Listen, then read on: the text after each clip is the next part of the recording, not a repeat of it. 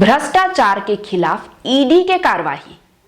कांग्रेस सरकार द्वारा करेगे नवा घोषणा और मोर आवास मोर अधिकार अभियान जैसे विभिन्न विषय में का कहा थे भारतीय जनता पार्टी के प्रदेश अध्यक्ष अरुण साव।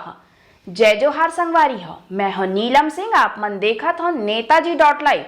नेताजी.live के माध्यम से हमारी कोशिश होती कि हमन आप मन तक आपके पसंदीदा नेता मन के वक्तव्य और भाषण ला पहुंचा सकन, वो भी असंपादित।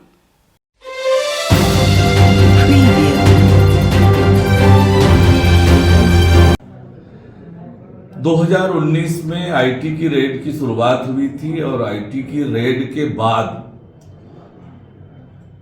दस्तावेजों के परीक्षण के बाद जो तथ्य आए उसके बाद फिर उस पर ईडी की कार्रवाइयां हुई और ईडी का चार्जशीट आप देखोगे तो जो तथ्य और साक्ष्य ईडी ने इकट्ठे किए हैं उसके आधार पर ये कार्यवाहियां हो रही है। ईडी की कार्यवाही प्रारंभिक तौर पर जो दिखता है, जो चार्जशीट में बातें हैं उसके आधार पर, जो साक्ष्य आए हैं उसके आधार पर ईडी की कार्यवाही चल रही है।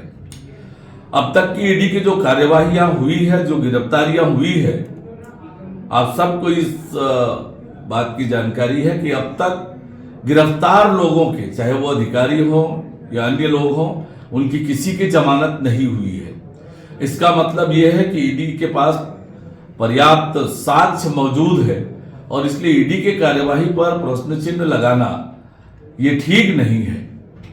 जिस प्रकार से 2018 में लालीपाप छत्तीसगढ़ के नौजवानों को पकड़ाने का काम राज्य की कांग्रेस ने किया था, आज जब 4 साल से अधिक समय बीत गया है, 2,500 रुपए प्रति महीना प्रति बेरोजगार युवा, एक युवा का 1.5 लाख रुपए 5 साल का होता है और अब जिस प्रकार से नियम बनाए गए हैं और अब जब चुनाव नजदीक आ गया है तो यह राज्य सरकार ने फिर से युवाओं को ठगने का काम, धोखा देने का काम करने की कोशिश की है। लेकिन छत्तीसगढ़ का युवा स्वाभिमानी है, मेहनती है, वो ऐसे प्रलोभन में नहीं आने वाला है और सरकार का ये जो काम है, इस काम से युवाओं को कोई राहत नहीं मिलने वाली है। छत्तीसगढ़ के 11 लाख गरीब परिवार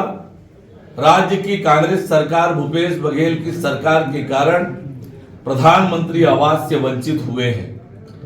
इन गरीबों के पक्ष में ये जो 16 लाख गरीब परिवार जो प्रधानमंत्री आवास से वंचित हुए हैं, उनके हित की लड़ाई, उनके हक की लड़ाई भारतीय जनता पार्टी लड़ रही है। मोर आवास मोर अधिकार, मोदी जी हर गरीब को पक्का मकान देना चाहते हैं, उसमें राज्य की कांग्रेस सरकार, भूपेश बघेल की सरकार बाधक बनी है। हम उसको लेकर आवाज उठा रहे हैं। गांवों में हमने इसके लिए कार्यक्रम किया, आंदोलन किया, विधानसभा स्तर पर आंदोलन हो रहे हैं, जिले स्तर पर भी आंदोलन करेंगे और शीघ्र ही राज्य स्तरीय आंदोलन करेंगे और विधानसभा का घेराव भी हम करने वाले हैं प्रधानमंत्री आवास को लेकर। भारतीय जनता पार्टी ने ही कांग्रेस डरी हुई है। आज छत्तीसगढ़ का हर वर्ग जिस प्रकार से नाराज है, बड़े बड़े वायदे करके भारी बहुमत से राज्य में सरकार में आए, एक भी वादा पूरा नहीं हुआ है। छत्तीसगढ़ सरकार का एक भी वादा पूरा नहीं हुआ है और आज हर वर्ग ठगा हुआ महसूस कर रहा है। आज जिस शहर में जाएं, आपको कर्मचारी संगठन, अन्य संगठन आंदोलन करते दिख रहे हैं। इसका मतलब यह है कि राज्य में कांग्रेस सरकार को लेकर भयंकर आक्रोश है और डरी हुई तो कांग्रेस पार्टी और कांग्रेस की सरकार है।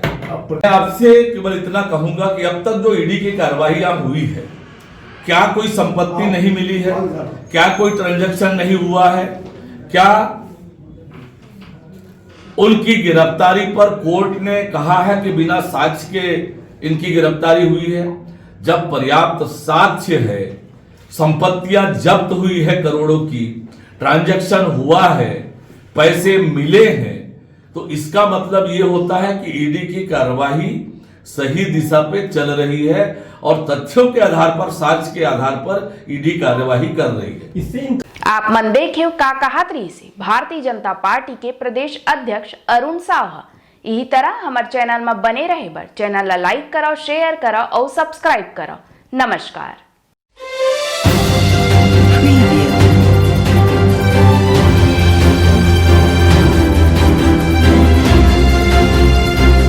नेताजी .live के प्रायोजक है Satyadeep diagnostic and clinic, Supela, Bhilai.